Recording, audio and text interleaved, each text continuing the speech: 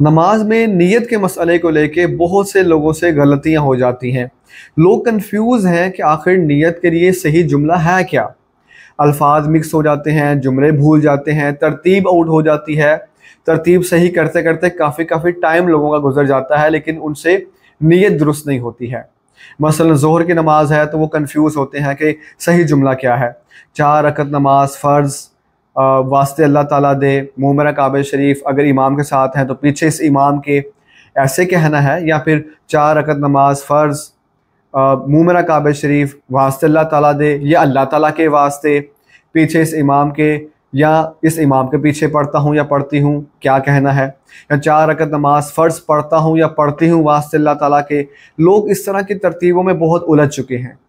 मैं आपसे कहता हूँ, अगर ये जुमले आपको बहुत कंफ्यूज कर रहे हैं, आप कुछ भी ना पढ़ें। नियत दर हकीकत दिल के पुख्ता इरादे का नाम है। जो नमाज आप पढ़ने जा रहे हैं, मसलन ज़ोहर, आपसे कोई पूछे कौन सी नमाज पढ़ने लगे हो, आप बगैर सोचे समझे आप उसे कहें ज़ोहर। इसका मतलब है कि आपकी नीयत इस वक्त हाजिर है। यही नीयत की हकीकत है।